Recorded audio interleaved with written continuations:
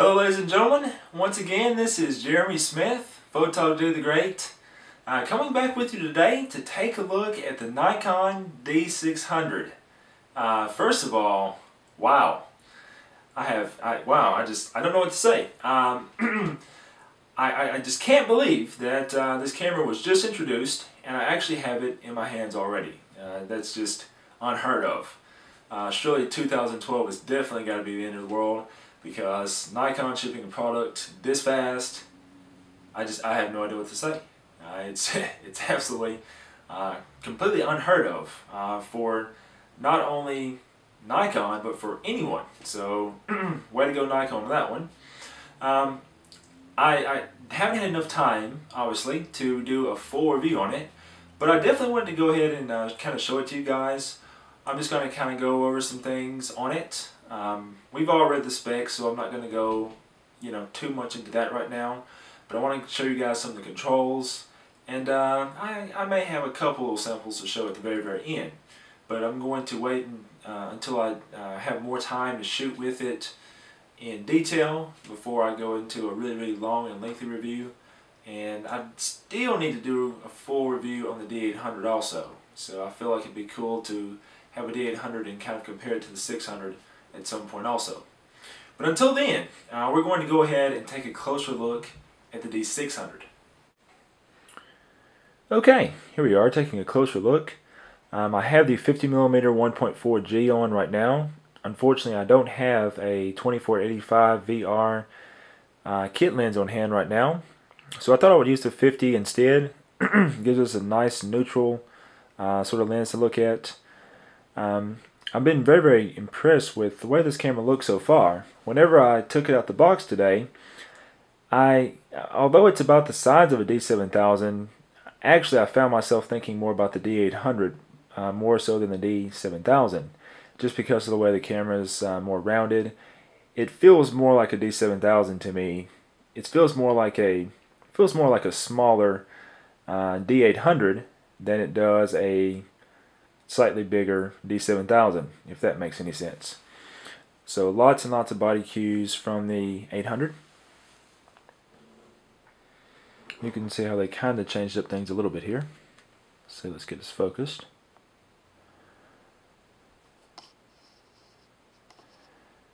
Okay, so you can kind of see how they changed up things over the 7000 a bit. It's a bit more rounded. The prism area, of course, is a little taller just because of the larger frame.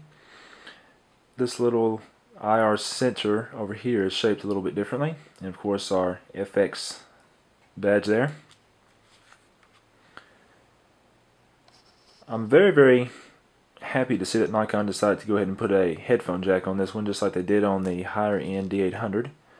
So right here we have our usual microphone jack, but we also have a headphone jack there, so you can monitor your audio levels. Nikon is continuing on their tradition of making rubber doors the proper way now. So not only do we have the newly designed door type, just like on the 7000 and 800 and all those cameras, but you can see how they also split up these a little bit too. So for example, if you want to plug in your GPS module or your remote control, you can do so that way without having to open up this entire rubber flap, which is kind of cool. USB there. It is USB 2. So right now the only DSLR camera in Nikon's lineup that has USB 3 remains to be the D800. Everything else is still USB 2 at this point. And we have our usual mini HDMI, and I'm not going to rant and rave on, but no, there's no HDMI cable included with this camera. I'm going to just save you guys the trouble of me going on about that.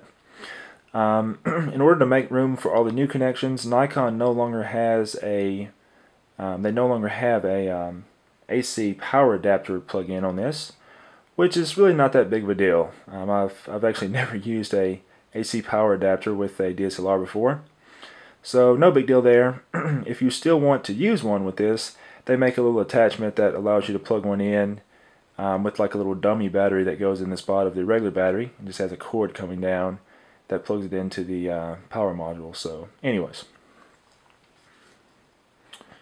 Okay, moving on to the back here. Very, very D800 looking. Whoops, I'm accidentally hitting buttons there. Very, very D800 looking.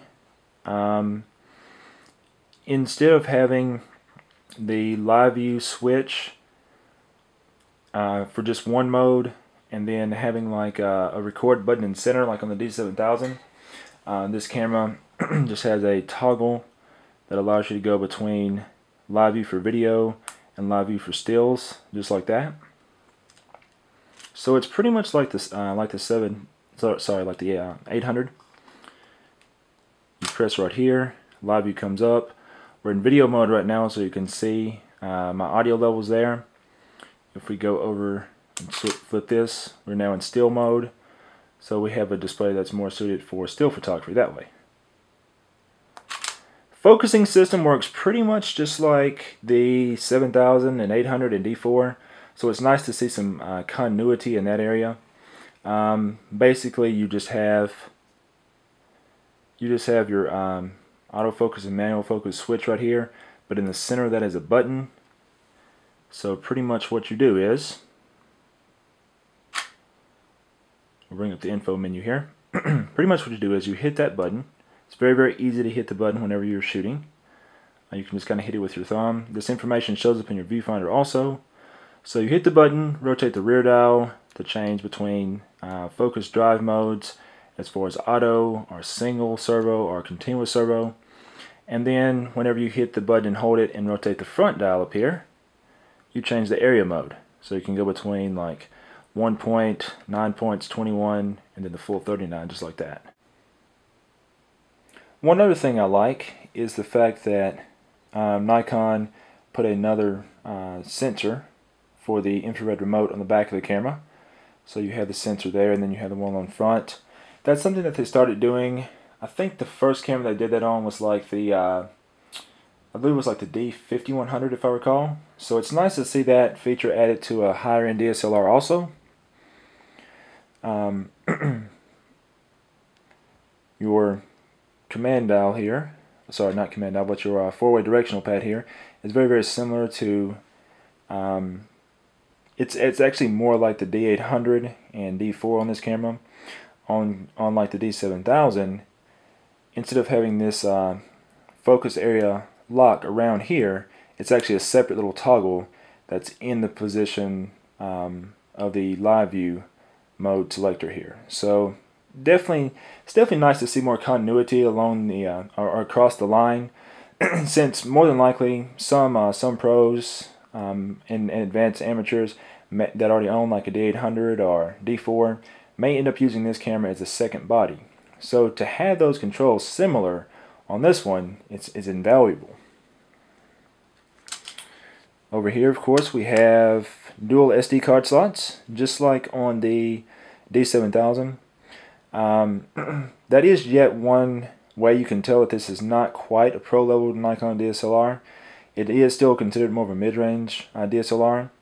SD cards, of course, are very, very high in capacity these days, but unfortunately, they're not quite as fast. If you look at the fastest SD card, still not going to be quite as fast as the fastest CF. So, you know, I don't really hold that against the camera at all. It is definitely the norm on this range of camera, and I would still rather have. I still like having two SD slots over just one CF. So. Anyways, but it's worth mentioning. Battery wise, this does use the same ENEL15 battery. So it's the same battery that's used by the D800 and D7000. So if you already have those in your bag, one less battery and charger to carry around. You can have everything use the same thing, so that's very nice.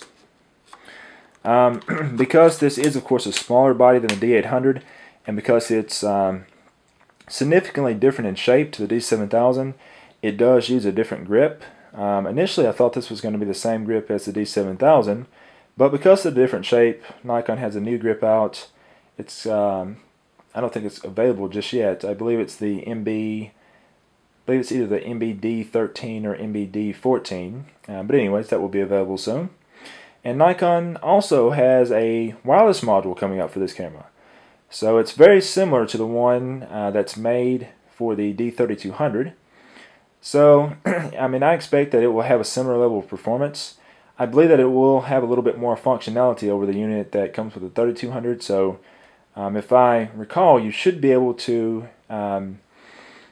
actually be able to control some of your manual settings as far as shutter speed, ISO, that sort of thing, and have an interface that's similar to the module for the Nikon D4. A couple other things I'll mention real fast. Let's see, I'm going to get us a little bit closer here. A couple other things I'll mention. They did change around some of the buttons a little bit for some odd reason. I realized that on newer buttons, like the record button here, which is a new addition, it basically takes the spot of the metering button on like the D7000. So they move the metering button back here, and then they put the record button up there. So that's cool. You know, it's easier than hitting the button on the back of the camera, I suppose. One thing I did find odd, though, as far as control changes are concerned, though, is the ISO button. The ISO button and the quality button have actually changed places, as well as have the zoom out and zoom in buttons. So it's flipped on like every other Nikon, as far as like the D7000 and D90. So not that big of a deal, but just something I noticed. I got kind of thrown off whenever I was changing ISO for some test shots earlier. And then up here, you just have your mode dial. So it looks very, very much like the D7000 control dial, actually. This part of it down here is pretty much like the 7000 and the 800. You've got your drive modes here: single, continuous low speed, continuous high speed, which on this camera it's high speed continuous shooting. It's 5.5 frames a second, which is still pretty impressive in my opinion. The 7000 is a 16 megapixel camera capable of 6 frames a second, and this one is a 24 megapixel camera capable of 5.5. So given the resolution increase and the bump to full frame, I think that's still fairly impressive speed-wise. And then of course you've got the quiet mode, which we'll skip because it's pretty much useless on the Nikon, unfortunately. Yeah, Nikon's quiet mode pretty much sucks on all their cameras.